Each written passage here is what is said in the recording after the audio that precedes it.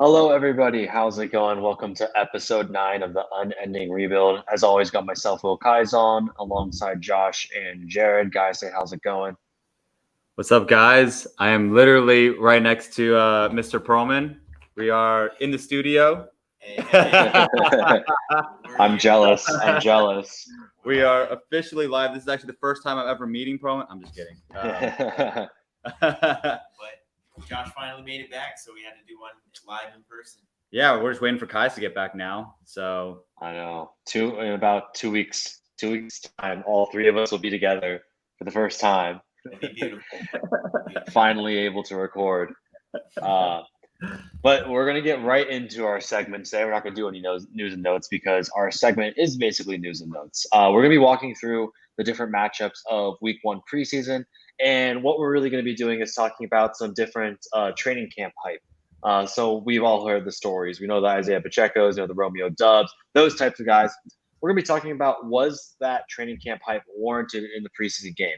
How did that situation play out? Did it add fuel to the fire, or to kind of put some water on it? So we're going to get right into it with our segments here. So first, we got a first game. I think it was Thursday. We had the Giants in Patriots. I didn't really have too much to say about this one. I was a bit of a snoozer.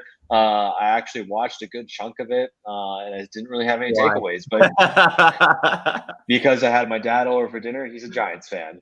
wait, is your dad actually a Giants fan?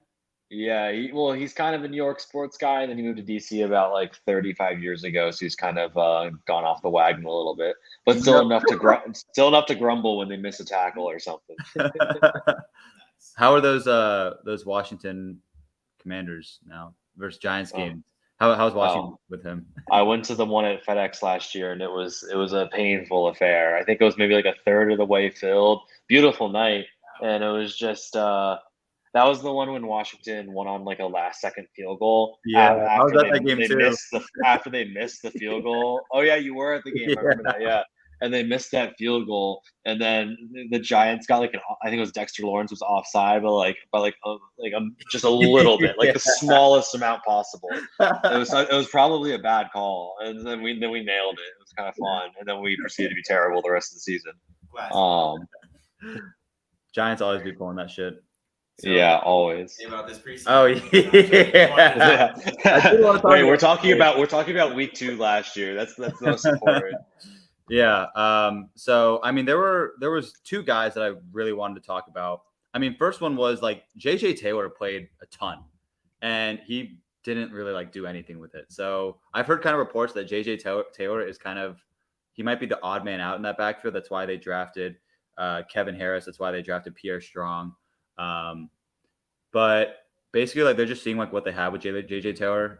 So he got a decent amount of run, didn't do much with it. I expect him to get cut actually. And reports out of training camp right now is Ramondre Stevenson is going to assume the James White role, plus being the kind of spell back to Damian Harris. So Ramondre Stevenson is set up to kind of explode this year. So I'm excited for it. What do you guys think about Ramondre in the James White role? I mean, I saw Ramondre's trying to work on his receiving game, but I don't know about putting him directly into the James White role. I don't know if they're going to do that. I don't know if the Patriots trust him yet for that, but he's at least not a rookie this year, and he already gained a lot of Bill's trust as a rookie. So yeah, I already like Ramondre, and if he gets any passing down work, it's going to help. But I don't see him taking over the James White role yet. But I don't know. I feel like. I mean, Bill Belichick usually doesn't let rookie running backs ever play. And the fact that Ramondre played that much last year, I think Ramondre is going to start to really get a decent amount of touches this year, and he's going to show us what he's got. He showed us a little bit last year. But everyone's going to grumble about this, but I've heard some stuff about Ty Montgomery even being the third down back. So I don't know if we'll love that for fantasy purposes, especially if you're a Ramondre owner, but you never know with Bill. He loves his old pass receiving backs. Exactly. And that would just suck for everybody involved. And it would be a classic Patriots thing. I know Kai's would basically assume Ty Montgomery's taking this role the way he thinks about Bill Belichick and the running backs there. But I mean, I do think zero respect. A real chance that it happens. So that would just suck. But hopefully Ramondre shows how good he is and he can, be fluid with the rock. So Also, when I was watching that game, I was trying to pick on which Giants player would be Saquon's backup. I really could not. I mean, Antonio Williams looked the best, but just no one has any Wait, is it Antonio Williams? I thought it was Andre. Is it Andre? I It's actually don't know. Williams. Yeah, it's A. Williams. It's A. Williams. A. Williams. It's gonna be A. Williams. Saquon's backup. Or maybe in A. Williams. But it's one of them. But yeah, I just really didn't pick up on it. And really all it taught me was that Saquon's like the 1A and the 1B here. You know, it's just going to be his backfield in its entirety. And if he does go down, hopefully not, but if he does, it's definitely going to be a running back by committee situation, I think. I mean, maybe Matt Breida, but he's already hurt. So Breida's hurt? That's why he didn't play. Okay. So, you know, it just kind of seems like a kind of a mixed bag if Barkley goes down. So, you know, if you're a Barkley owner, I wouldn't really be too concerned about finding his handcuff. I mean, the Giants are so bad anyways that a running back in a committee in that offense is just going to be worthless. Yeah, if you're taking a Giants player, it's Saquon or maybe Kadarius, and you're not looking for backups. Oh, Wandale. So don't disrespect my boy Wandale. You're not looking for backups in this offense because it's not going to be good. Hey, Wandale's not a backup. That man's a starter. I mean, he started. That's why they rested him. They rested him. No, he started that game. He played. He played. Also, just one more note on this game about JJ Taylor. I did not realize how small he was. He's like 5'6". Yeah, he's tiny. Yeah, like he was out there, and it was like he's so. Small. I had no idea. It was pretty fun to watch though, because you kind of like lose him in the pile, and you're like, did he get 2 yards? Did he get 5 yards? You have no idea. Yep. One other player I want to talk about in this game, Christian Wilkerson. He had 8 receptions, 99 receiving yards. He was an undrafted receiver, 6'1", 215, pretty big. He only played in one game last year where he played meaningful snaps. That was week 17 last year versus Jacksonville. He had 4 receptions for 42 yards and 2 touchdowns, over 20 fantasy points.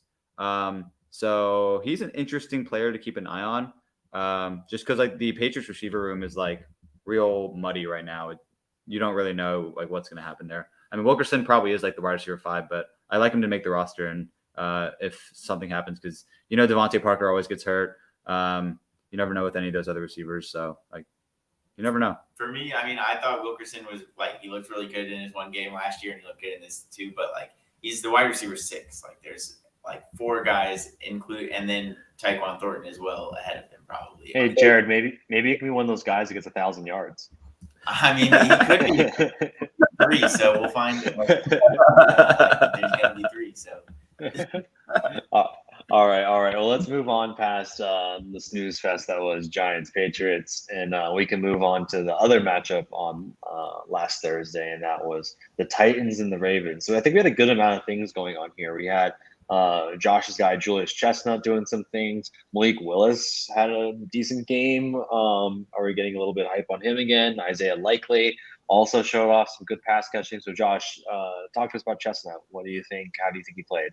Yeah, I was super excited to see Chestnut start the game. That was confirmed all my priors. He started over Hassan Haskins. I was like, let's go. Yep. Then he freaking fumbles. I was so pissed. He fumbles on like his second or third carry.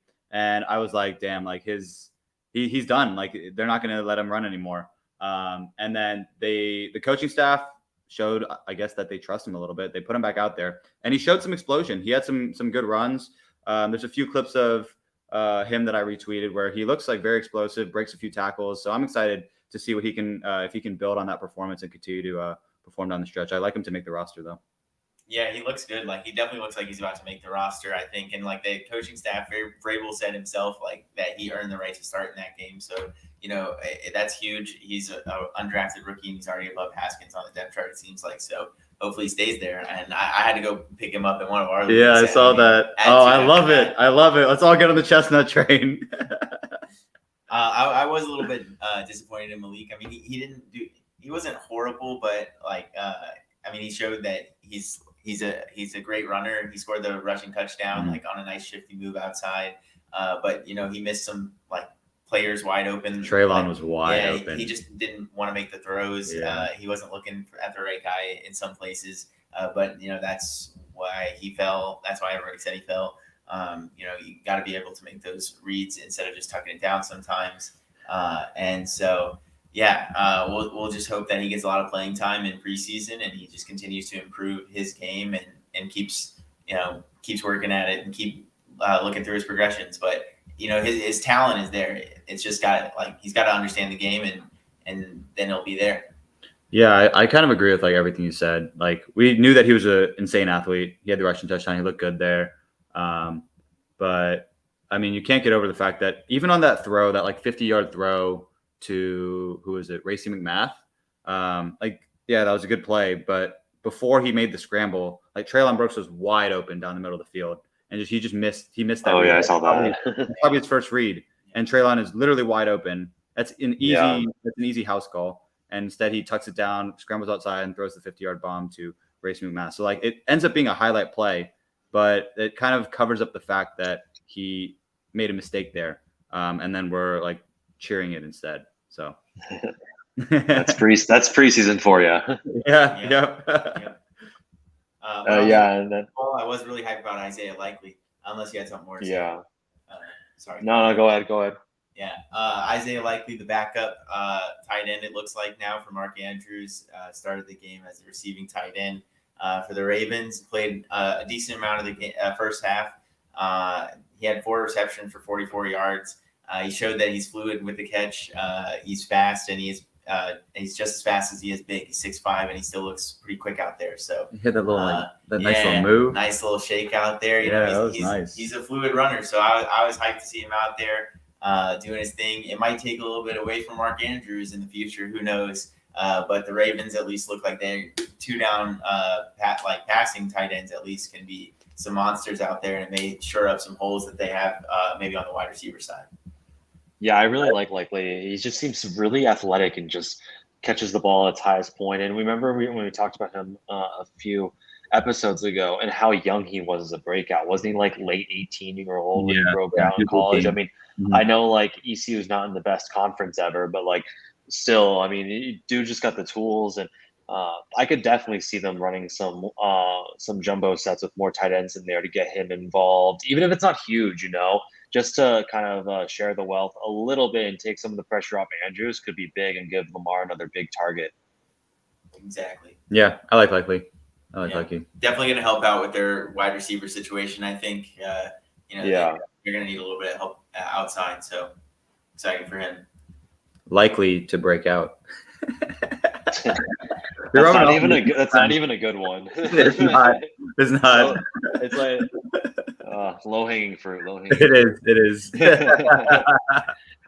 All right. I had to throw it in there for you, though, guys. I appreciate it. I appreciate the thought. All right, let's move into our next game. We have the Falcons and the Lions. So we had a couple storylines out of this. First, we had the Drake London injury, which kind of sucks because we were all looking forward to seeing how Drake London would do, and he ended up having a catch for 24 yards and going down with a minor knee injury, but it's still annoying. We had Desmond Ridder looking like he could be an NFL quarterback a little bit. What do we think? Do you think he gets some playing time this year? I mean, I've always thought he'd get some playing time, but I thought Mariota looked pretty decent too. But there were a lot of pull downs from both of them, a lot of scrambles from both quarterbacks. But Ridder got plenty of opportunity to show his stuff, 2-2-minute drills, and led the game-winning drive. So, you're happy to see that. I mean, he didn't make the best throws at all the times, but he got the ball to his receiver for the most part, and so that's what you can ask. And hopefully, when he has London and Pitts out there, just getting the ball close enough is going to be what you have to do with guys who are that good. So I guess we'll see how it goes. But I think Mariota looked fine as a quarterback, in my opinion. So we'll just see what happens with the team, I think. But I think Ridder looked good too, so I was happy about that. Yeah, I was kind of of the same opinion. Ridder looked good. He didn't pass too well, 10 of 22. That's not the best efficiency, but he'll obviously get over that. 6 for 59 on the ground, though. That's super impressive. But Mariota, I think he'll just continue to do exactly what he did, just tuck the ball and run. It looks like there's going to be a lot of design runs for the quarterback in this offense. He had 3 for 23 and a touchdown. So like to see that from Mariota. But yeah, other than that, not too much else to add. about the Falcons quarterbacks. Yeah, just one thing I wanted to add about Ritter is that I think people are underestimating his athleticism. He I ran a think 4.40. Yeah, I know, and I feel like so that's not really. I feel like a lot of people don't really know that. So I think people need to keep an eye on him as a dual threat, especially in the system, like you said, the system that they're starting to have with Mariota and Ritter. They both profile rather similarly with their athleticism. So if what I'm thinking is that if the Falcons are bad this year, which they very likely will be, and the Falcons will probably be like, okay, so we're going to draft a quarterback early next year, which doesn't help Ritter's value, but they'll at least give Ritter a chance to see how, like, to just see what they have, and, either he's good and great, or he's bad and they just get a quarterback, so they're going to let him play. So I think because he's going to play at some point, however many games, and he is mobile, he will put up some probably decent numbers in the fantasy game toward the end of the season. So I think that could be interesting toward like weeks maybe 10 and on, that he could actually provide some really real value. These 8 games.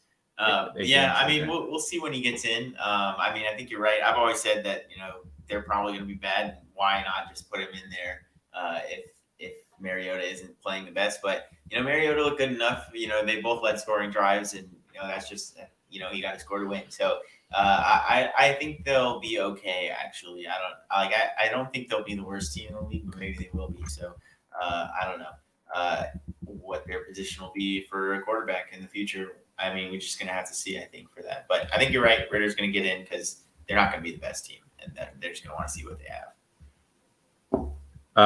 One last thing I'd like to talk about before we jump off the Lions-Falcons game. I always love a good storyline. My favorite storyline out of this game, I learned of this guy named Tom Kennedy. No idea who this dude was, just like some smallish white dude that caught some passes, but he ended up leading the game. Put up 8 for 104 on 12 targets. That was game high. That's a lot. Yeah. That's pretty tough. But he's a receiver for the Lions. He spent all of 2020 on the Lions practice squad. He actually played in 12 games last year. Just like a few snaps here and there, nothing too significant, played on special teams a little bit. But this guy actually was drafted 26th overall in the Major League Lacrosse League. So that's pretty cool. Yeah, he's just an insane athlete. He's a great lacrosse player. And he only played in one game last year, or I guess he played in 12, but one game with significant snaps in week 18. And he scored a 75-yard touchdown. Hey. In a real NFL game. He's just an athlete. He's just an athlete. He's an athlete. And all the coaches were saying, Dan Campbell was saying, they weren't surprised. He's just a dependable guy who's going to make plays for you. So I like him to actually make the 53-man roster this year, not have to be on the practice squad. And he's going to compete for snaps with Quintez Cephas and Trinity Benson out of the slot. So, hey, watch out for Tom Kennedy this year.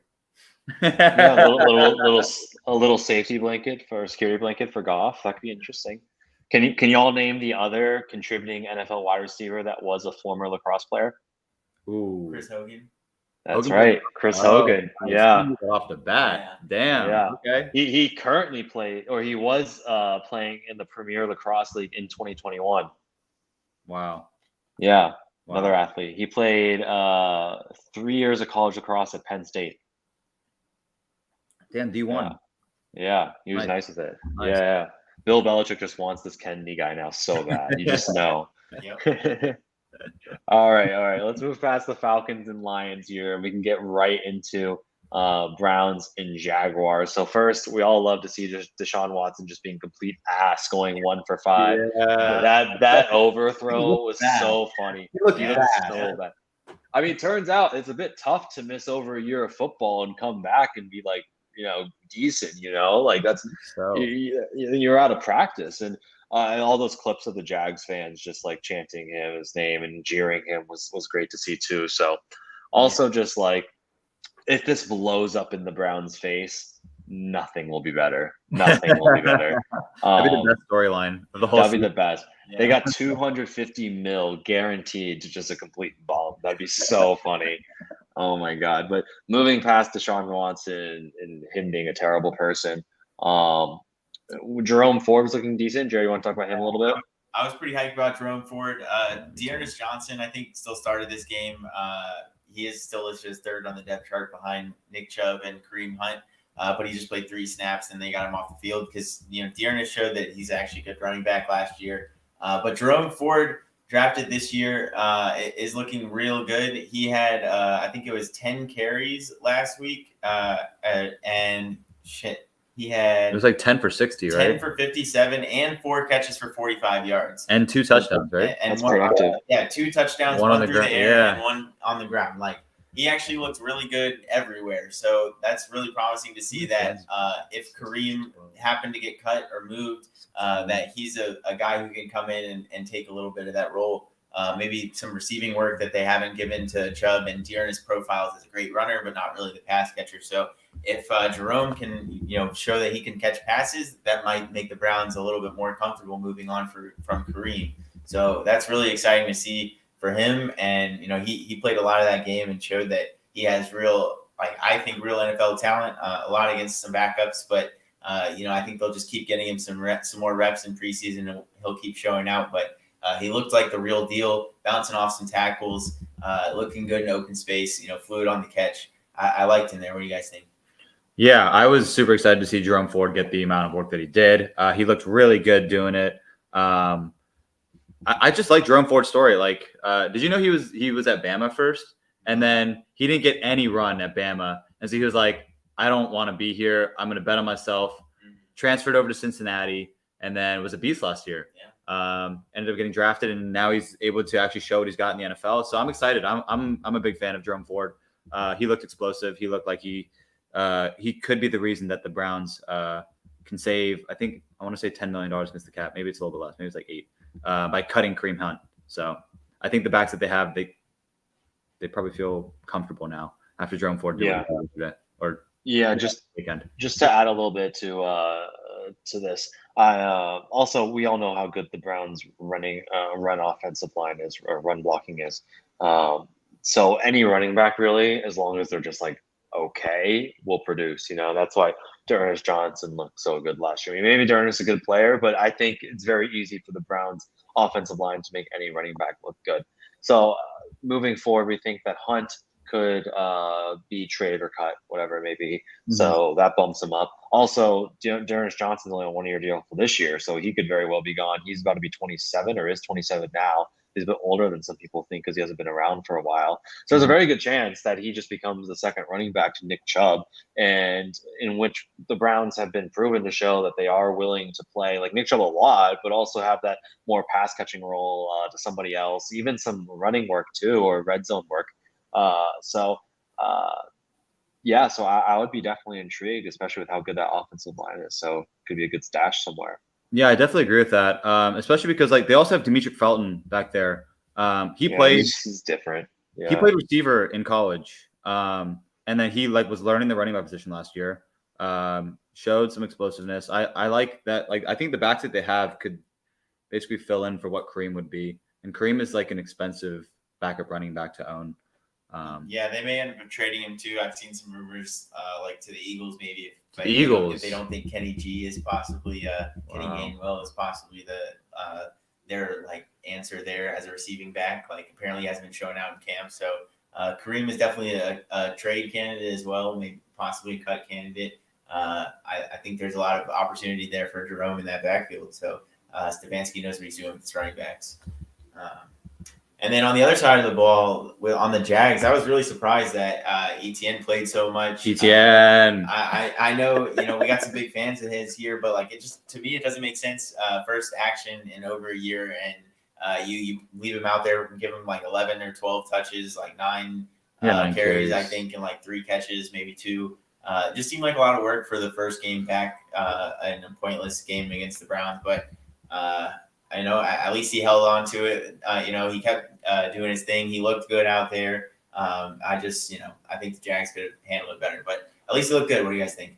Yeah, I mean, I think they're probably more so just trying to get him acclimated. I don't know. He hasn't played full speed football in a long time, so maybe that's what they're doing. I don't know. It's obviously like not the best thing. Yeah. You don't want starters to be getting that many snaps, but hopefully he won't get many the next few games. Maybe he just wanted to get a little bit more work. I don't know. But I was super excited to see like how good he looked. He already like all that explosion, that the cutting that he showed in college, it's all right back to where it was. So I'm excited for what he can do this year.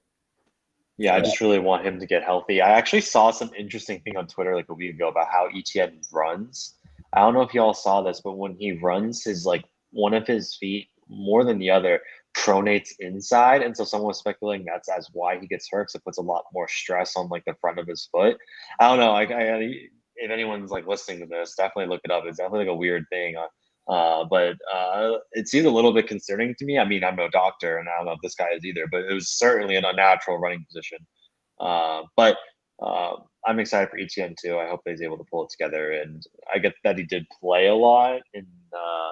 But I mean, there's kind of we all know there's a healthy balance between like getting game fit and not wanting to risk injury. So, but I probably would have played him a bit less. But also, I thought Lawrence looked pretty good. He had that one. Did you see that one throw he had? What was that? I didn't see it. Yeah, it was. He had one where the pocket was collapsing around him, so much so that one of his own offensive linemen bumped into him, and he just was like he was feeling the pressure really well, and just like moved around, stayed in the pocket the whole time, and delivered a dart across the middle of the field to the tight end. It looked like it was like one of those throws, and you're just like that. That's the Trevor Lawrence that he was projected to be. So, very excited for that this year. All right. I know you're hyped for that. Let's go, Trevor. I hope so, man. I hope so. Otherwise, I will be in the market for some quarterbacks. Because as we move into our next game, the Jets and Eagles, my other quarterback, Zach Wilson, got hurt. Even though, thank God, he avoided the most scary situation here of a torn ACL. I remember at this point, I was in a Zaxby's in North Carolina somewhere. And in Roanoke Rapids, North Carolina. Great Zaxby's. Took a little long to get our food though. But I decided to check. I didn't check my phone a little bit because I've been driving, and I saw that Zach Wilson non-contact knee injury, and I was like, that's awesome. But luckily, it's just a bone bruise. I think on Tuesday he's getting his surgery, on which they'll figure out on the meniscus to figure out how bad that injury is. But the prognosis looks good, so we love that. Yeah. Hopefully he only misses a week or two. He tore a bit of his meniscus, like not in half, I think, but I think he still it's shave it off. Yeah, it's like almost like a little cut or a nick, I think, into his meniscus. So it's. It's not just a bone bruise, but it's also he did avoid the worst of it, I think. But they are, like I said, they're getting in there tomorrow, I think, and so we'll know the extent of it then. But luckily, like when you see those non-contact knee injuries, it didn't look good to me, but we couldn't really see it from the back. But yeah, you don't like to see a player kind of lose his footing when he's trying to juke one way and his leg goes the other. So lucky for him that hopefully he'll only be out in a couple weeks. Do you know what's the timeline on Zach Wilson? He'll probably be. I would expect him to be out like week 1, but it'll probably be anywhere from like 2 to 6 weeks, maybe at the most. But into the regular season or from now? Like 2 from now. Okay. So I saw 2 to 4, but I wouldn't be surprised if it inched into 5 or 6 just to be careful. Because I mean, to be honest, the difference right now between Zach Wilson and Joe Flacco probably isn't the greatest. So might as well let him take his time. I wouldn't go that far, but Oh yeah, Flacco's way better. Sorry, I'm disrespecting the elite Joe Flacco. Actually, about that game, I was really happy about Elijah Moore. He played 9 snaps with the first team offense, and to see him be the alpha there, getting all the reps with the first team offense. Now that Garrett Wilson coming in and Corey Davis is still there, Elijah Moore showed that he's still the one on the Jets, and he's still a good player. So I'm hyped for Elijah Moore this season too, and good to see him out there like that. Actually, the thing I was most excited about for that game, Jalen Hurts looks so good. Yeah. So, guys, you all offseason, you have been talking about, the Eagles are going to be run heavy. I don't want Jalen Hurts. Jalen Hurts isn't going to be good because I'm scared of Jalen Hurts. AJ Brown's liking me because I'm scared of Jalen Hurts. Jalen Hurts is going to be amazing this year. So the Eagles, with their first team offense, ran 7 plays. All 7 of them were passing plays. Jalen Hurts went 6 of 6 for 80 yards. It's a decoy. It's not a decoy. It's a new offense. On that drive, he targeted Quez twice, so that's what we love to see. He threw it to Quez, Sanders, Stoll, Quez. He got sacked, then Sanders, and threw a touchdown to Goddard. I think 22 yards. And he looked good the whole time doing it. And then on that drive, he got lit up when he was running out of bounds, and love to see Nick Sirianni just get so angry at Saleh. I think I sent that vid in the group chat. He was like, "What the fuck, Saleh?" It was great. It was great to see. Oh yeah, that hit was so trash. That was trash. I don't know why the other team is doing that in the preseason. That's not what it's about. But was super excited to see Jalen Hurts perform at that level, and for the Eagles to run all those passing plays. I think they're gonna be super pass heavy this year. Yeah, I mean, I really liked some of his throws. His first throw, very first play, rolled out of the pocket, threw a good strike. If he can keep that up, sky's the limit for fantasy-wise for Jalen Hurts. It's going to be fun to watch. Yeah. And hopefully he can spread the ball around to all of his other players so that everybody gets a little bit of the action. But I think for him, it's basically guaranteed that he's going to go off. I mean, I don't see any other way around it at this point. Yeah. A.J. Brown, Devontae Smith, Dallas Goedert, Quez Watkins, they're all going up. Yep, and all that rushing upside to boot. So Yep. Jalen Hurts season. Maybe QB1? It's possible. Yeah. It's in the realm of possibility. Yeah. Sure. Yeah. That'd be fun. Yeah. That'd be hype. That'd be real hype. And I just want to say about Hurts, well, I'm not a huge hater of the guy. I think he's amazing for fantasy. I think he's amazing for fantasy. I just question his arm strength a little bit. That's all. But okay. We'll talk about Gardner Minshew being the starter by midseason later. No, I'm just kidding. All right, let's get to our next matchup. We have the Packers against the 49ers. I wouldn't be surprised if they had an ISO cam on Romeo Dubs. Yes, sir. Just to quench everyone's thirst. But he got a touchdown. So he's got 3 catches and 45 yards and a touchdown. The hype will not die. Showed out. It's not dying yet. Keep him in here. Keep drafting him, boys. 12th round. That's a steal. 101. Come on. Are you sticking by your take from last week? 6th round, you're taking Dobbs. 6th round. I Dubes. I didn't say that last week. You said Romeo Dubes 6th round. I'm taking him. Yeah. If he rises to the 6th round, you're not taking him. No. So we're not doing Romeo. I don't think I said that. I think you said that. I think we'll have to check the tape.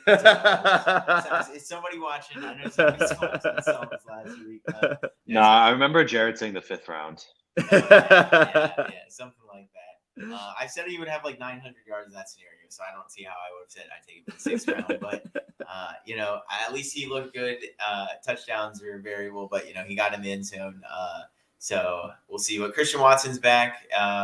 So yeah. Oh, Watson's back. Yep. Oh, Kai's, it's here. It's finally here, Kai. It's time.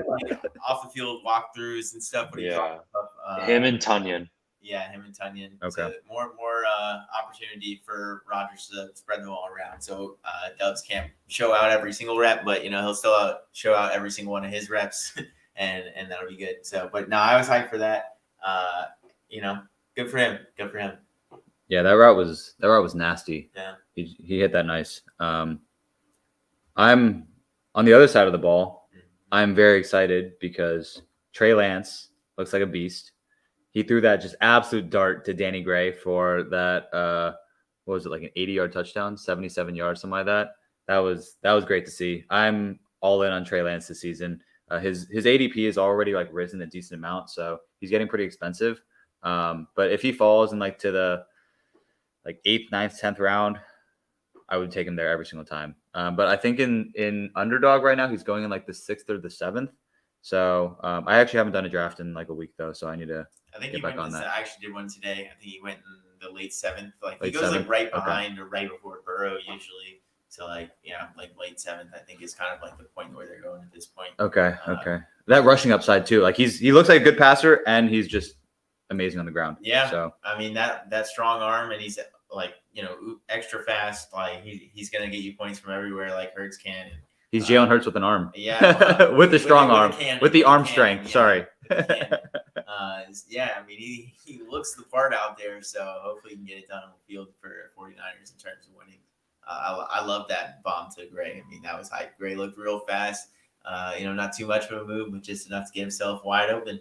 And yeah, he was off to the races. Great pass. What do you think of Danny Gray? I think he's. Do you think he's going to be the starting slot receiver this year? I mean, I think he could definitely be the starting slot receiver. I mean, I guess he might. I don't know. Who else? Who else could it be? I think do they still have Juwan Jennings? They have Juwan Jennings. Yeah, they have Juwan Jennings. They have Ray McLeod. Yeah, Ray's pretty. I like Ray. I always liked him. I thought he was decent in Pittsburgh.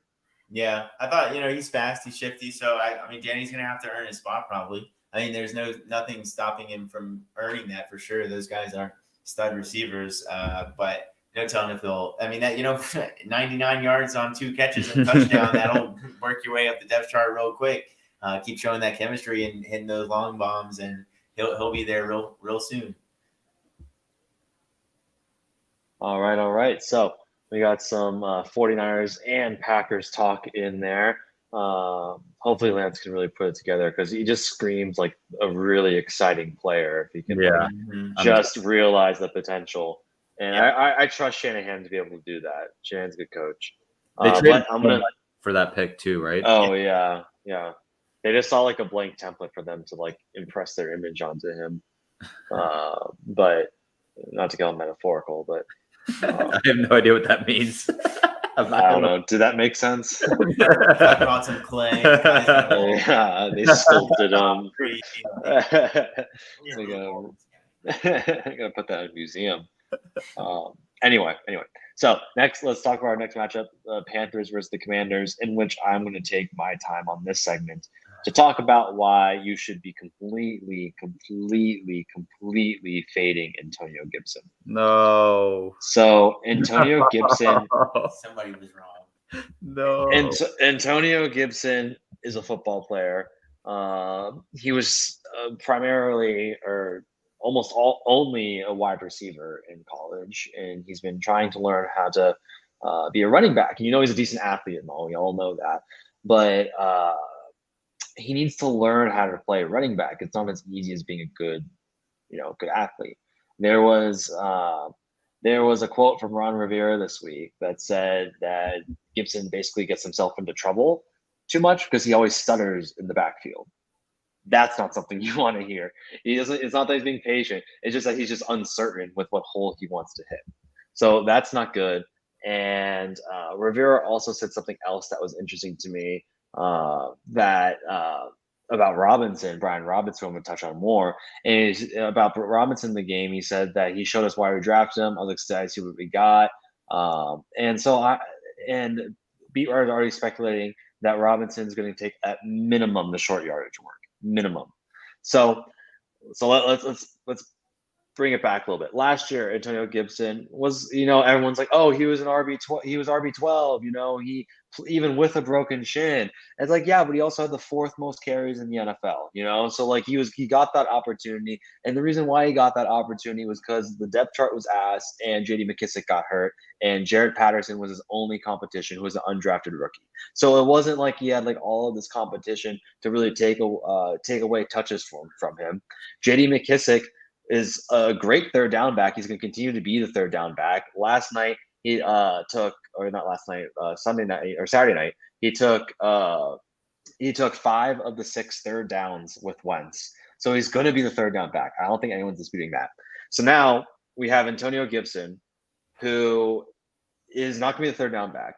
He's not going to be the short yardage back.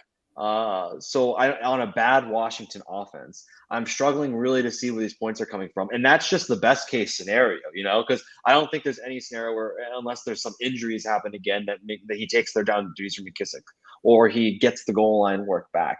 Also, I haven't even mentioned the fumbling yet. The fumbling is terrible. He led the league in non-quarterback fumbles last year with 6, losing 4 of them. And there also happened in big moments. Like I remember that Chargers game last year in week 1, was that week 1 or 2? Vividly, where he lost the ball toward the end of the game and gave the Chargers the ball in the red zone. He's just it just wasn't good for him. Like I saw this write up here about how badly he played the preseason game, in which he fumbled again and was returned for a touchdown. And he was then Brian Robinson went in, scored a goal line touchdown. Gibson comes in, plays with the second team offense, is subbed out for another third down for Jonathan Williams, not even JD McKissick. And then on the next set of downs, he gets in on 3rd and 2, gets stuffed for no yards. And then Jonathan Williams comes in on 4th down and gets the first down. So just this whole Antonio Gibson narrative is just not something that I am buying into at all. I think he's just a very meh football player. I think Brian Robinson, JD McKissick have every chance to take over some touches here. So I am in denial. I'm right. I'm in denial. Until I see it in a regular season game, I will not believe it. I refuse to believe that Antonio Gibson is not a good football player. I refuse.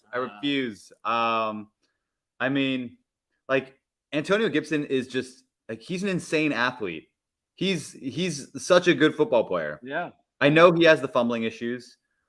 Okay, he's gonna lose the 3rd and 1s, the 4th and 1s at like the 30-yard line. Who cares? Goal line. This is Peyton Barber. Like I don't know. I in the 3rd round, I drafted Peyton Barber.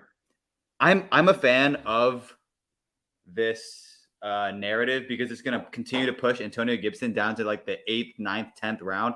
I will be drafting all of the Antonio Gibson in like the 8th, 9th, 10th round. Would you take Gibson would you give a late first for Gibson? No. Early second? 2023? Yes. Okay. So I would give a second for Antonio Gibson, not a first. Just because I believe in the talent. Do you think he'll? But what talent, really? I mean, I get that he's like an athletic specimen. I get that. I don't know. I mean, this what I'm about to say is complete vibes. It's not based on anything, but I just don't see Ron Rivera as the type of coach that's going to remotely tolerate this. Ron Rivera just seems very much like just pound, and he's not gonna like any of the star steps in the backfield. He's not gonna tolerate the fumbling. And I think that's why they took Brian Robinson, was because they're like, we need someone that's reliable here, not just someone that's able to flash on the outside. I mean, I think they took Brian Robinson more so like like you said, they needed the short yardage guy. They lost Peyton Barber 2 years ago. And he was that guy for us. And then because Peyton Barber, like he's a guaranteed at least 1 yard every time. If you need that 4th and 1, Peyton Barber will get that for you. I think Brian Robinson is going to be that guy for our team. He's going to be the guy where if it's 3rd and 1, 4th and 1, 4th and 1 yard line, they'll give it to Brian Robinson because he's a huge back.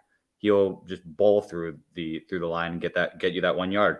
But in terms of like the actual like valuable touches, I think Antonio Gibson is still going to see like, okay, last year he saw 258 carries. I expect that to come down, but I still think he'll see like at least like 220 carries. And with like his athleticism, his explosion, he's still going to be a dynamic athlete. I think the narrative is going way too far in one direction, and I'm a fan of the narrative going this way, so I can be drafting all of the Antonio Gibson in the 8th, 9th, 10th round because I'm still not buying it. I don't know. Maybe it's just like I have blinders on. I'm still in denial. Maybe that's what it is for me. But I'm not fading him. I can't do it. Would you rather have Gibson or Devin Singletary?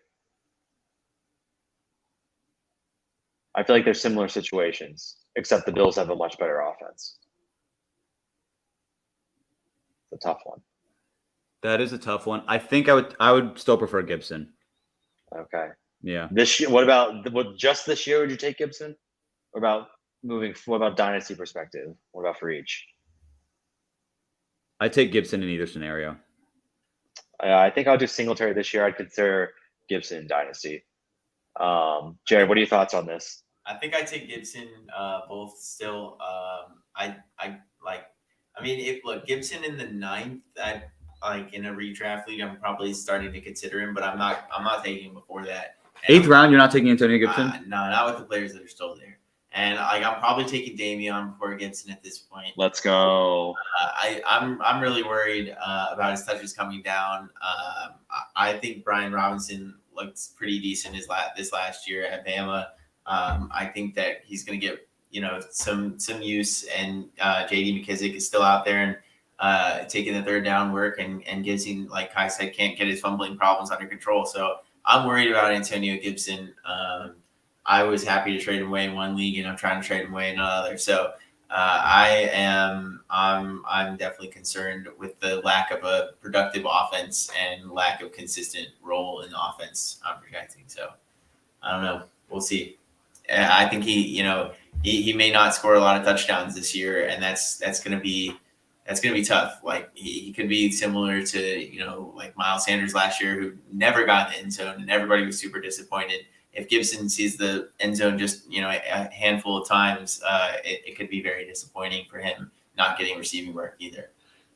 I'm not scared of Brian Robinson. He's a fifth-year senior. That was like the first time he ever got meaningful carries. Out running backs though, like they always have somebody new. Like just getting 1 year as a starter. Like Bo Scarborough.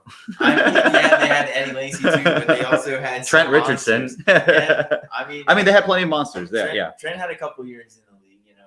He wasn't too bad in the league. Yeah, Lacy wasn't bad initially either. Yeah, exactly. He has a chance. I think he looked like a pretty decent runner last year. Yeah, there's a reason he's starting at Alabama. He's decent. Like he'll get you like I said, he's Peyton Barber. Like Peyton Barber was decent. I think Brian Robinson is. Brian Robinson has to be better than Peyton Barber. I mean, Peyton Barber was like a bowling ball that would stop, and it was like rolling a bowling ball in grass. Like it just wouldn't. It would be really strong initially. He'll get you that yard. No, yeah, definitely, but that's it. Brian Robinson, there you go. I feel like you're projecting Antonio Gibson in the best case scenario. Brian Robinson in the worst case. I definitely am. I told you I'm in denial still. All right. And then the first step is recognizing you have a problem. So we're there. All right, let's move past this game and we can get into Chiefs and Bears. So I'm going to get into my guy a little bit here, Treston Ebner. I saw the error in my ways and picked him back up after this game because I was like, that's my guy there. We know Ebner. He was primarily a receiving back at Baylor, had 20 catches, I think, each year there, including his freshman year. So that's pretty impressive. He's got 4.4 speed. He had 6 carries for 31 yards in this game. Pretty good, especially because we weren't really expecting him to really project as that receiving player, but also had a catch for 12 yards and a touchdown, a nice little route. So we like that. But also when I was watching him, he looks a lot bigger than I thought. Yeah, he was way bigger than I was expecting him to be. Yeah. So I'm not sure, but he was way bigger than I thought. Like his shoulders look huge. Yeah, he's a thick boy. I thought he was like tiny. Yeah, sorry for any audio issues there, y'all. I just heard some bad feedback coming from y'all, but it's better now. When I was looking at it, like he just looked like huge. He looked like a classic running back, like a Jim Brown out there with like a refrigerator strapped to his back. Like he looks huge. Jim Brown. I meant like how those old timey backs look with those massive pads. But yeah, no, I thought he looked decent. I really think there's a chance that he could take over some third down duties there, especially since they don't really have I mean, I like Khalil Herbert, but like it's an entirely new organization in Chicago, and they drafted Ebner. Who knows where Monty is after this year? And maybe Ebner can be that guy. I still think it's Monty's show. Yeah, I definitely think it's Monty's show too. This year, the whole year. Yeah. What about moving? What about after this year? Do you think they resign him? Yeah. Is it the end of his contract? I think so. 20. Yeah. His last year. So these days because he's not really respected around the league. I feel like that's true. Monty's a good running back, and if you don't have to pay him too much, I don't know. We'll see. But he's shown that he can carry a load. Like he's had like 300 carries in a season before, so I expect they'll keep riding him. And like NFL teams, a lot of times recognize that they want to if they aren't going to re-sign him back, they they do just abuse them kind of a lot of times in their final seasons and just ride them the whole season. So could be good for Monty if this team's a little bit better than we thought. Because the Bears look pretty good out there with their first team offense. Justin Fields, I thought, looked pretty nice. He scored a touchdown. And so he was kind of running for his life out there, though. I mean, yeah, the offensive line was bad, but he did what he could with it. Yeah, we'll see. I mean, they're obviously not going to be a great team, but they look better than I would have expected, honestly. So happy to see that. And then Patty Ice did his thing on the other side. Got himself a touchdown, spread the ball out well, but it was sad to see Sky Moore not really get any run with the ones, come into the game fairly late into it. But like MVS, I think was starting in the 2 receiver sets with Juju. So could be some late round value there. I mean, I think this is kind of what we expected, though, right? Like we expected like Sky Moore, like a lot of these rookie receivers, they're going to start slow. And like they'll slowly like come on. So like I'm not too worried about Sky Moore. I thought he looked really good. Yeah. Like he was playing with the 2s and 3s, but I thought like his releases at the line, like he can't, like nobody can stay with him. Yeah. So I'm excited for Sky Moore. He had that toe tap catch. I thought that was pretty sick. So I think like you shouldn't expect too much from Sky Moore before the bye. I think they have a week 7 bye, and then I think after the bye he'll really start to get some run out there. But if you can try to like trade for Sky Moore in the first 6 weeks when the owner's a little bit frustrated that he's not getting any work, I think he's going to be a really good player down the stretch. We'll see though. We forgot to talk about the GOAT. Yeah, Isaiah Pacheco. He played with the ones. Isn't that crazy? I'm convinced at this point that Andy Reid just likes to fuck with people. He caught a pass from Mahomes. That's insane. In the red zone. Crazy. He could be the new Williams after he left this year, and they just say screw Ronald Jones. He's not even. He's like the fourth back to get out there. I hear he's a cut candidate. Could be Ronald Jones. No more. I don't know. I guess I don't even know why they would sign him though if they were considering cutting him. I mean, unless like Pacheco's that surprising to them is the only reason I could think. But I don't know. I mean, we saw this before with Darwin Thompson. So, I'm not – I mean, if I were a Pacheco owner, I'd be happy. Would I sell him for a second? 1,000,000%. Yeah, definitely. Yeah. A third, I don't even know if it's worth it selling it for a third because it's not that fun. Might as well have some fun with it. Yeah. But if it starts getting into that second territory, 100%. But, I mean, I don't really have any thoughts on the guy. I mean, we've seen the smoke and mirrors out of the Chiefs before. Like I said, with Darwin Thompson, who I found out I think is on the Broncos now. I saw so. He's from the league. Yeah, I saw he had like one. That. He had like one carry in the Broncos preseason game. I was looking through box scores. I think it was the Broncos anyway. I double check. Oh, it wasn't the Broncos. Where'd he go? Look at you lying, people, guys. I know. He's out of the league. No, I saw him somewhere. Seattle. Seattle. Okay. Yeah. What is like their 8th running back? Probably. All right. Let's move past Chiefs and Bears. We can get into Bills, Colts. I didn't really have a lot of takeaways from this game. Ryan played a lot. That was surprising to me. Yeah. He played in the first quarter. Yeah, I mean, maybe just wanting to get him into the offense since he's been in he's been with one organization his whole career, and get him into the Reich offense. But Khalil Shakir, decent game. I was actually really hyped about Isaiah Hodgins too. I actually saw that. Those are my two guys. I like Shakir, but Hodgins has been my guy for a couple of years. He's been so hurt, and then he showed out with 9 for 77 in his first 2 years, dude. Good for him. And Khalil Shakir in the 5th round, not a lot of guys show out from there, but once he got in the game, he was unstoppable. 5 for 92. Those are great numbers. He's going to keep probably progressing as well. So there could be some real competition for him to take some slot snaps away from both Crowder and McKenzie there in Buffalo. So very, very exciting for Shakir. And great for Isaiah Hodgins to show out, maybe end up making the roster and make some noise because he actually is a pretty decent player. He just out of Oklahoma State, I believe, a few years ago, and just hasn't been able to see the field. So you never know. Could be some more options here in Buffalo than people were expecting. Had some had some good routes out there. Yeah. Also, going over this game, I learned that Tyson Williams is now on the Colts. He had a 15-yard receiving touchdown. So one of the all-time dynasty greats right there. But all right, let's pass Bills Colts. Let's get into let's take our pick here. We can talk about Kenny Pickett or George Pickens.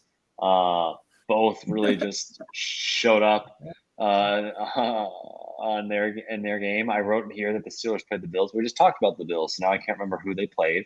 But the Steelers played the Seahawks, and the Seahawks seem kind of like a fantasy like wasteland this year. But Pickens and Pickett both did really well. I mean, that touchdown from Pickens, oof.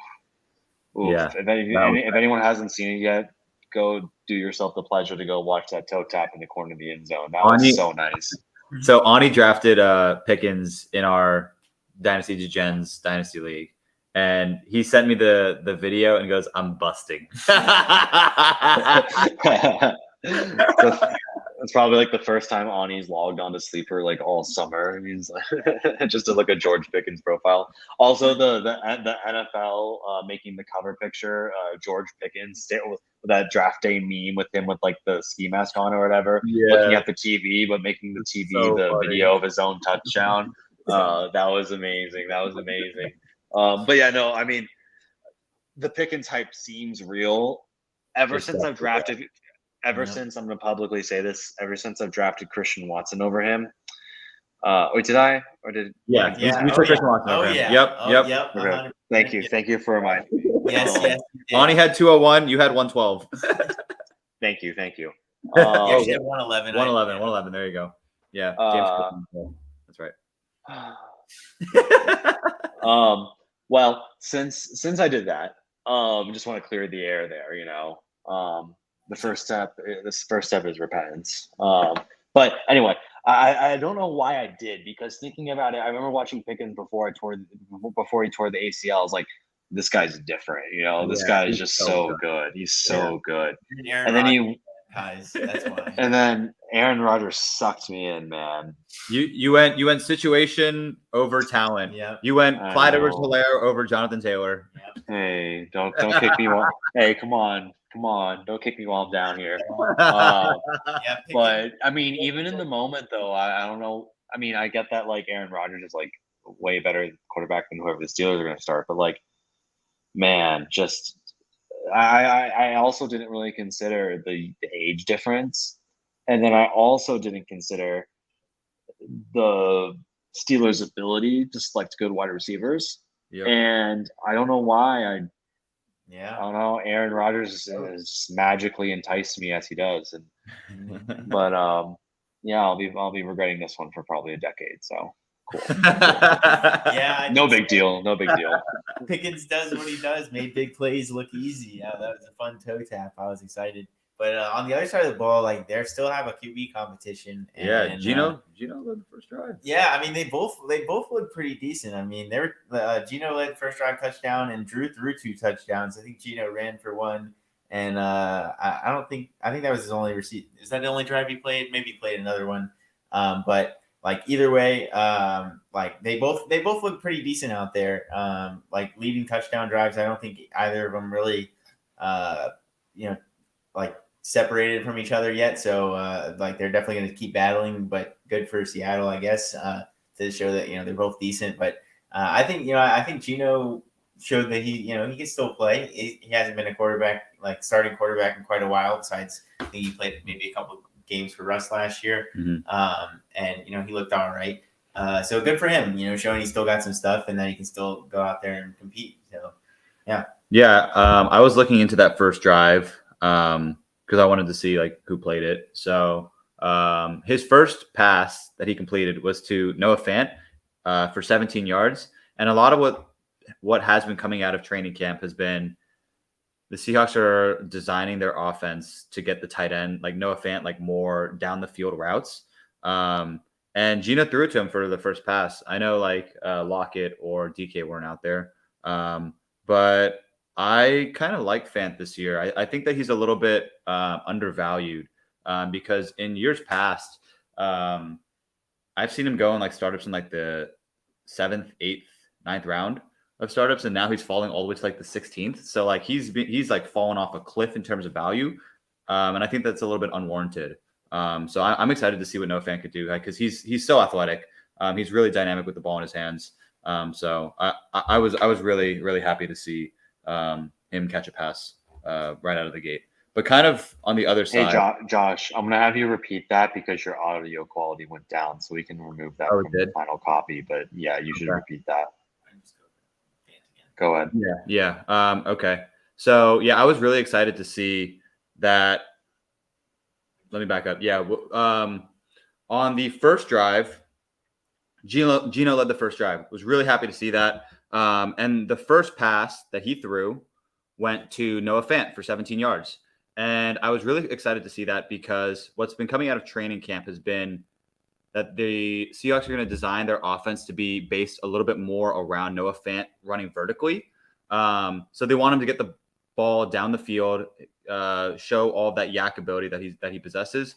He's an extremely dynamic athlete, very athletic, is great with the ball in his hands. So I'm excited that they are making like a very like concerted effort to get him the ball in space down the field. And it's surprising because he's fallen like so far in terms of his value. And I think it's a little bit unwarranted because like last year, 2 years ago, he was going like 7th, 8th round of dynasty startups. And now he's fallen into like the 16th round. So his value is like very depressed. And it's very like, for what reason? The only thing that happened was he changed teams. That's the like his quarterback might even stay the same. Still got True Lock over there.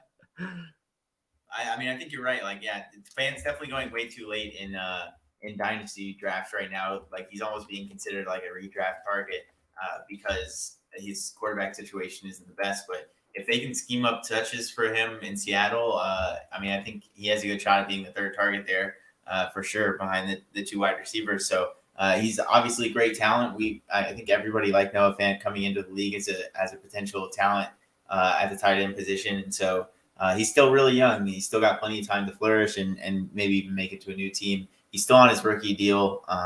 So yeah, I mean, there's lots of things to like about Fant in the future. And if they're scheming up touches for him this year, that's just even better.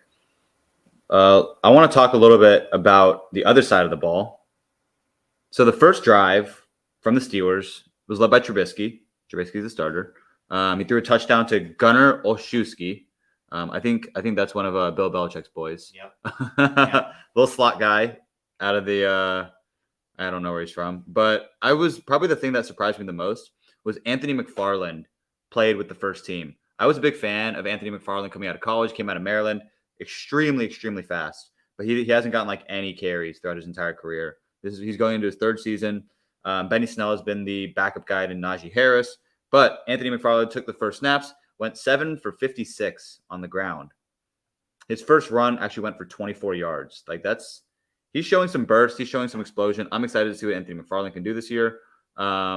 So yeah, that's super exciting. But Kais, I think I want you to kind of take the reins on the Kenny Pickett talk since he was your 105 in our rookie mock. So do you want to take it away?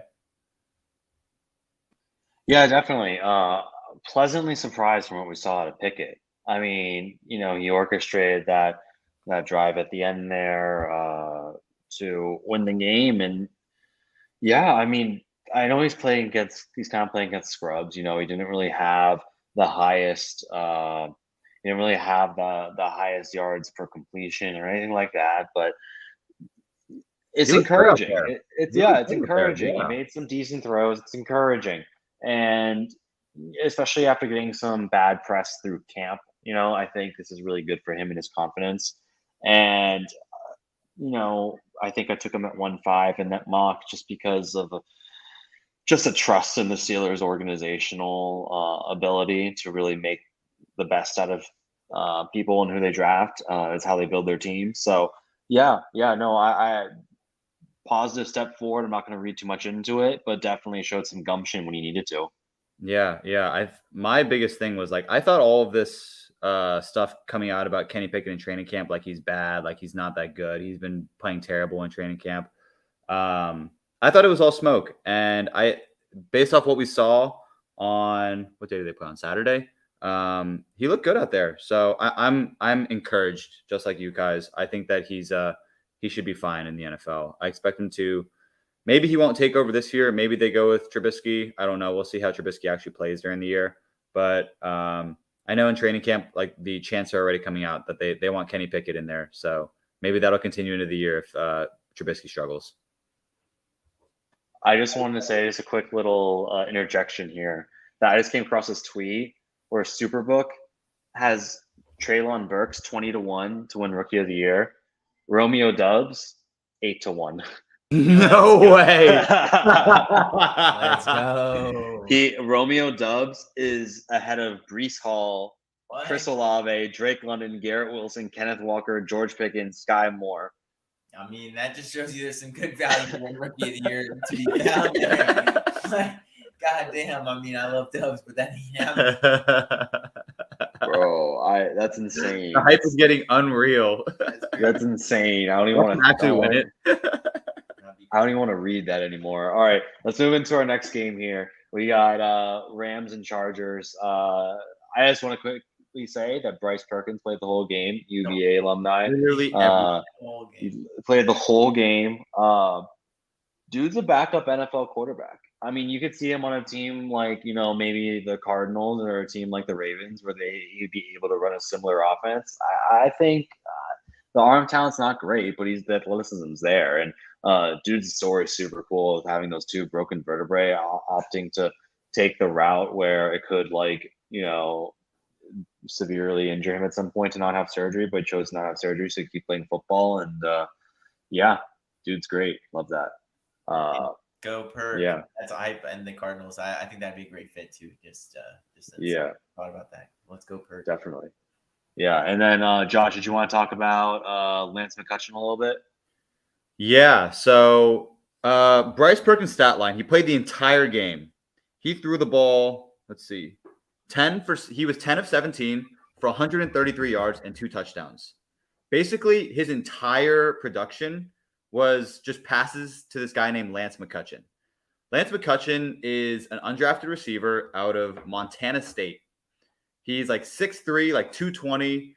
He's a big guy out there. And he was out there mossing some defenders. It was incredible. I was blown away by this guy because I'd never heard of him, didn't know anything about him. But he puts up 5 for 87 and 2 touchdowns, plus the game-winning touchdown in week 1. Most people have never heard of him. Even us, people like us, so plugged in. We've never heard of the guy. Yeah, I have no idea. I didn't even research him for this segment, honestly. Sean McVay and the Rams were not surprised that he broke out the way that he did. They said the second he came in, he was very mature and he kind of had that look in his eyes. I like to think of it that he got that dog in him. He looked really good on Saturday. I think he can make the 53. When he actually played at Montana State, he won first team all Big Sky honors in his senior year, had 81.3 receiving yards per game, led the entire conference to set Montana State school records, putting up 1,200 receiving yards, 19.3 yards per catch, had 500-yard receiving yard games, set school records. So I don't know why I've never heard of this guy, but I like him to make the 53, and maybe he could turn into something. He's owned in 2% of leagues, maybe even less. But yeah, I saw that 2 days ago. I saw that McVay said that there's a good chance that he is competitive to actually make the 53, and that's huge.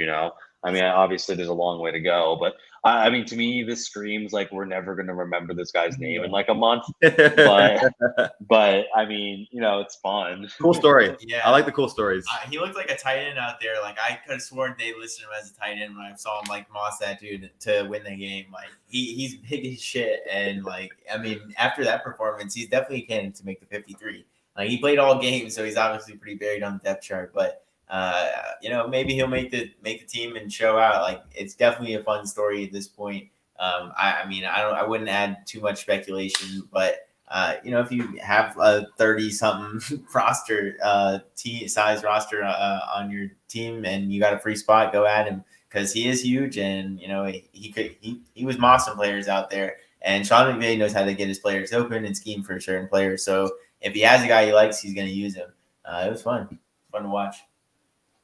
And also with Bryce Perkins' passing stats, he probably had like 5 pass interference calls. He kept underthrowing the ball, dude. Like whenever I was watching, like he just kept underthrowing it, and there was the shitty corners wouldn't turn around, and the receivers would jump through them. And the strategy. I mean, it worked. Hey, it worked, but god damn it, it was pissing me off. All right. Wait, one last shout out. Go ahead. Joe Reed, another UVA guy. Yes, Let's sir. go. 4 for 61-1. Yeah. So big UVA game. Shout out the UVA Huge. boys. Shout out the Who's. Yeah, he got behind the defense. He got a nice bomb. Shout out Joe. Quick UVA football plug too. I'm so excited to watch Dontavian Wicks in the NFL. He's so good. He's so good. People are already so happy. good. He's so good. Into like the late first. Yeah. Like right now, I've seen him like 3rd and 4th, but like he's so good. Like he's so good. He's so good. All right. All right. So before we get into our next game here, let's get a quick word from our sponsor, Sleeper. We all love Sleeper. We all use our leagues through Sleeper. I remember like one year Josh was like, let's go to Sleeper for our leagues. And I was like, I don't want to learn a new system, but it was so worth it. Definitely make sure to run all of your leagues through Sleeper. And now they're expanding their functionality into sports betting. So you already know the platform. You already know how to use it. Make sure now to join their new over-under game.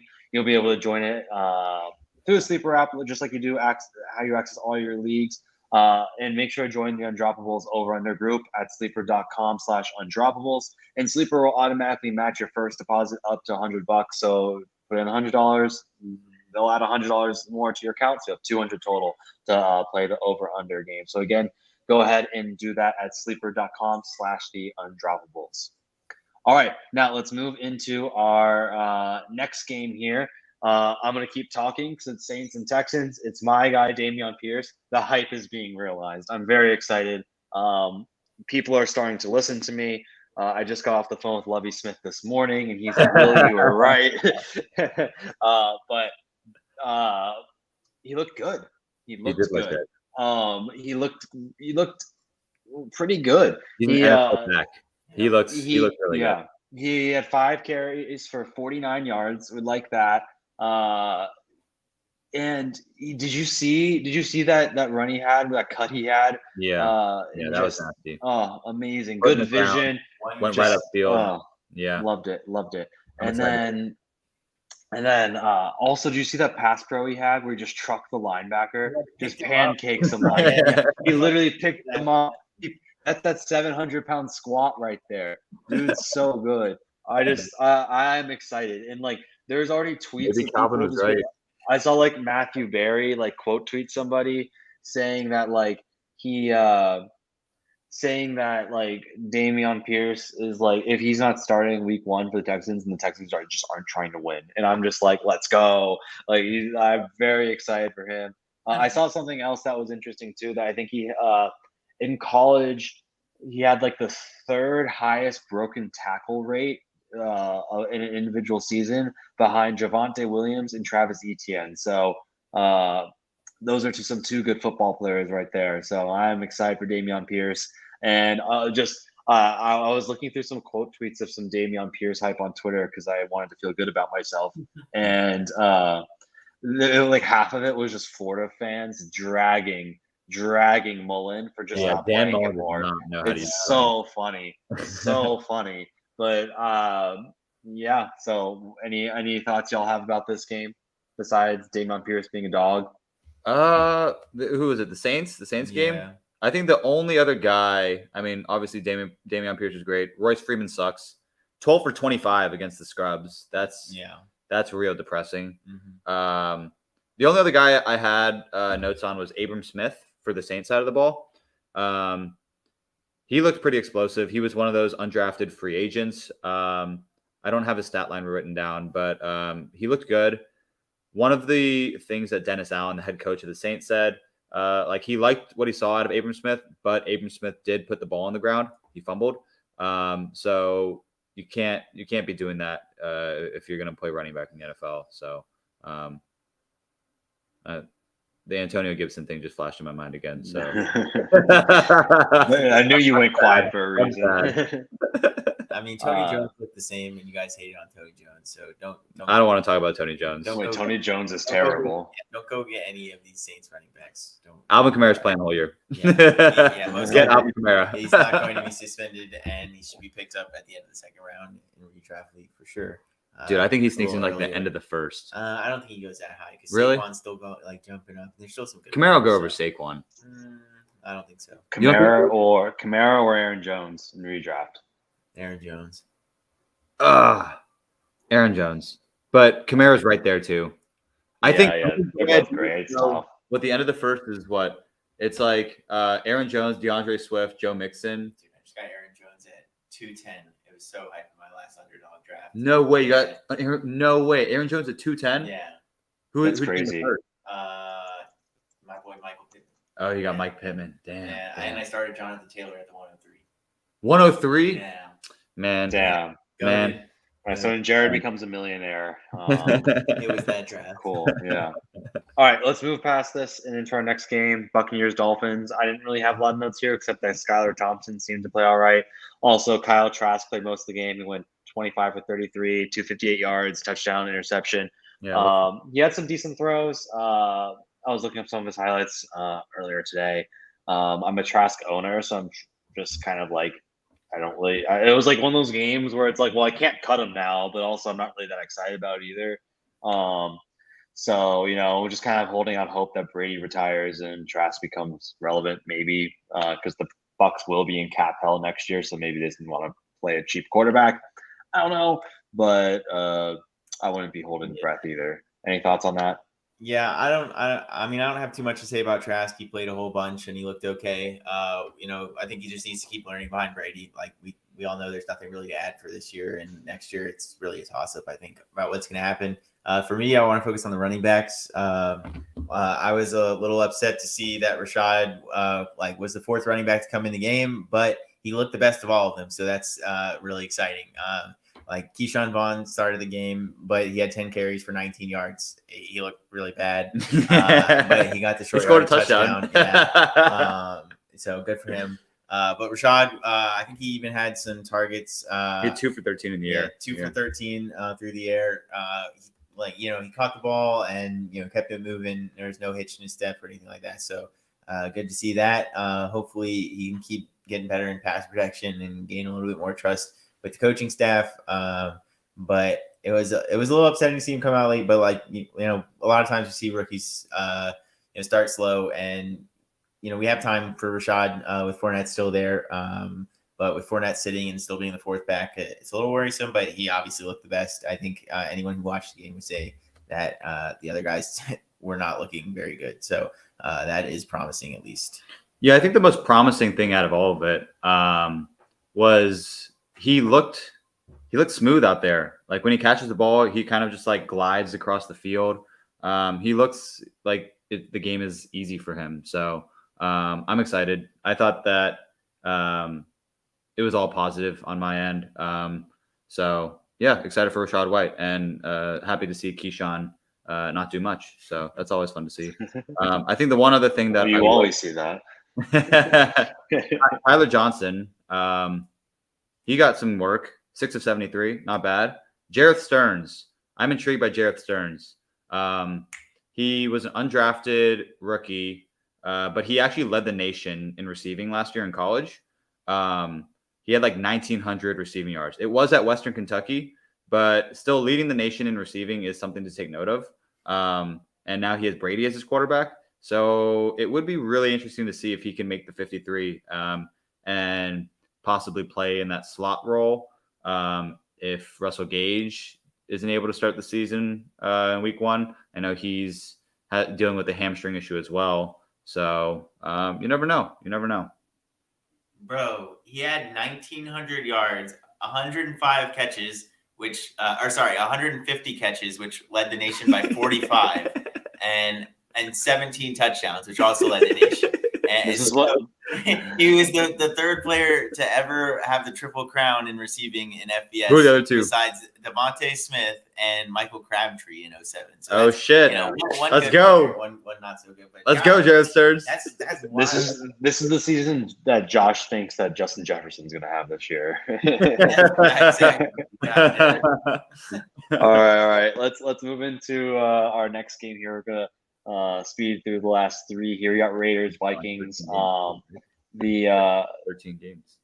the main thing that I wanted to note here were the Vikings backup running backs. So we know the Vikings running back situation. They have Dalvin Cook, Alex Madison. Then they also have Kenny Nwangwu and Ty Chandler, and both of them look really good. I've had Nwangwu stashed personally since our startup draft last year. He was a guy coming off a torn Achilles, but runs like a blistering 4.3 or something. Yeah, he's like a track runner. He's super fast. I mean, I would maybe question a bit of his agility a little bit, but straight line runner, dude's fast. But he and Ty Chandler both played well. And Chandler again was a rookie this year. Was he like a 6th or 7th round pick out of But he had 5 for UNC.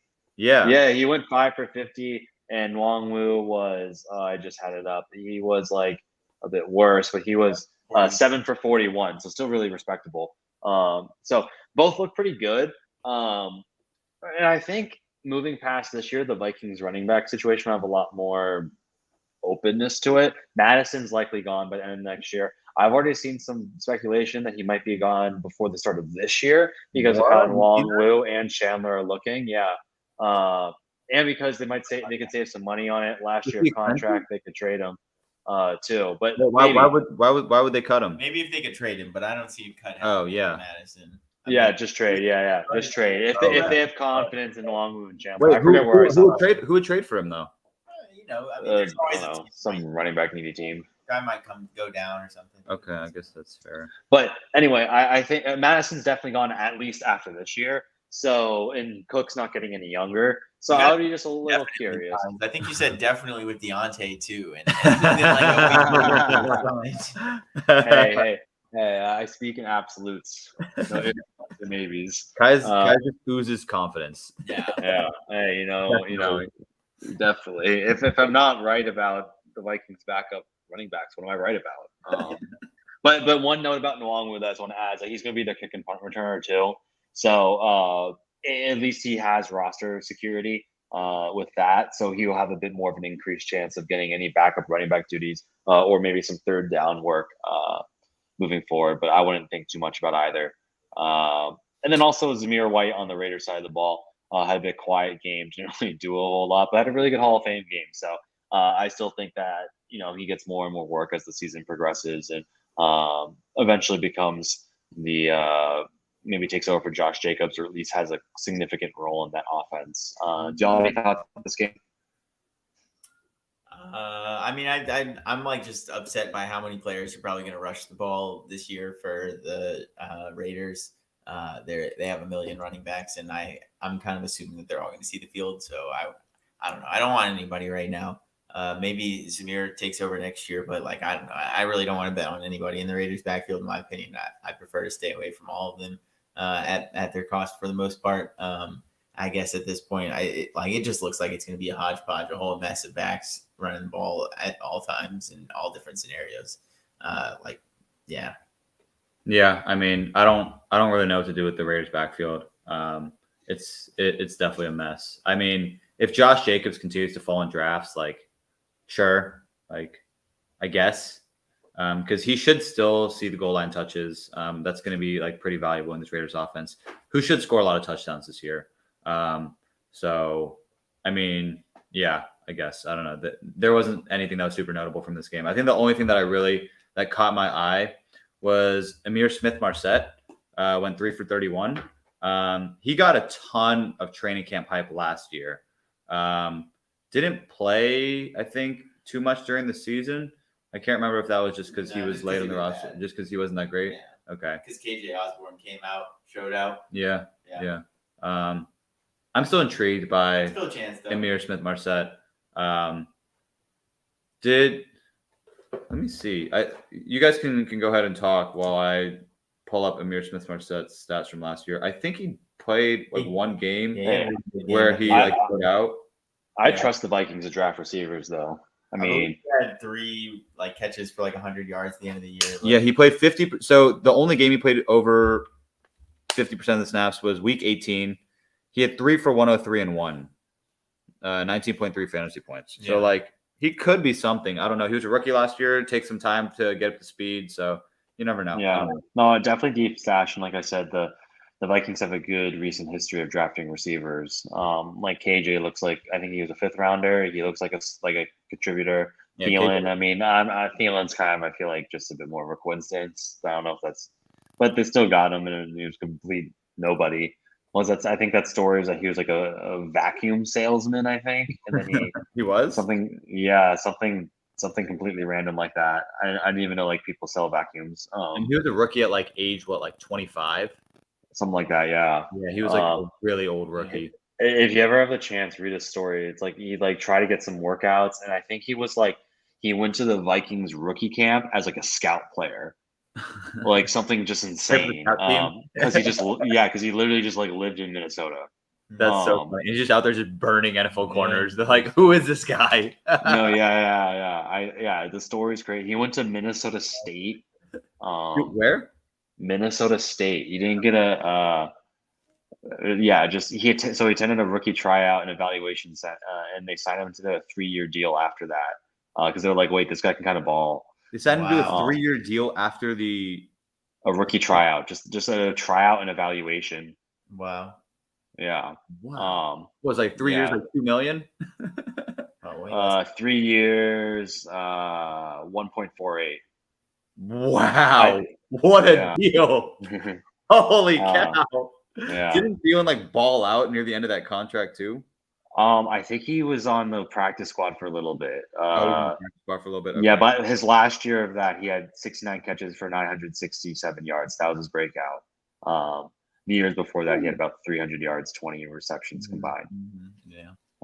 But all right, let's move past our little Adam Thielen congratulations session and get into our last 2 games here. I think Josh might still be looking something up too. If Josh want to get that in, if you find it. No, we're good. Okay, cool. All right, we got Bengals and Cardinals, and then Cowboys and Broncos. I didn't really have anything of note from these 2 games. I mean, I thought Keontae Ingram looked okay for the Cardinals. So, I know some people were talking about him. He got a touchdown there, but I'm not. I wasn't really drawing any conclusions from these games. You see Chris Evans' stat line? Yeah, didn't he also -3? I think he had a huge touchdown called back. Right? Yeah. I saw the highlight of him like breaking it off, and then but his actual stat line just looks atrocious. 8 for -3 is so bad. It sounds like an Antonio Gibson stat line. Come on, Kai. But no, I like Chris Evans though, because I think Samaje Perine like the worst NFL player I've ever seen. I remember when he was with Washington, I was like, this guy's kind of bad, and then he still like contributes on a great Bengals team, and then when he was their 3rd down back, I was like, how did this become a thing? Like remember he kept getting subbed in for Mixon in the Super Bowl, like that was wild. But all right, any other thoughts about those games? Wait. I do have one thing. So we know that Florida, Dan Mullen, does not know how to use his running backs. Actually, the Cowboys picked up one of those running backs, Malik Davis out of Florida. He went 8 for 51, 3 for 16 in the air. Okay. That's not bad. Yeah. That's not bad. That was just Dan Mullen should be arrested. Yeah, he probably should be. But maybe like Malik Davis was just like criminally underused at Florida. Maybe he's something. I don't know. We'll see. A name to keep an eye on. Yeah. Who's your 3rd running back? I don't know. I mean, we have 2 good starting caliber running backs. Who cares about the 3rd? Yeah, take Malik Davis there. I mean, shoot, I'll take it. Like the Cowboys didn't play any starters basically, and the Broncos really didn't either. So there's nothing to say about that game. It was horrible to watch, in my opinion. Go Josh Johnson for getting a couple touchdowns. I saw like all the teams that Josh Johnson's been a part of. It's like Too many. I saw a funny I saw tweet. that too. Like when your girl says she's only been with 3 dudes, and then it's Josh Johnson's resume. Yeah. Josh Johnson's like jersey could be like that Cleveland jersey with all the different names, except it's like his jersey on the back of all different jerseys. I think he's probably played for every single NFL team. Yeah. He's been in 3 leagues, I think. He's even played in, I think he played like the USFL and like the AAF too. No way. Wow. This guy's been everywhere. He's been around town. A real sleeper there. All right, everyone. Well, thanks so much for listening. Appreciate everyone checking in. It was fun to go through each one of these preseason matchups and see are these hype trains warranted. So thanks again, everybody, for listening in. And tune in next time when we get to our 10th episode. All right. Appreciate y'all. Go team.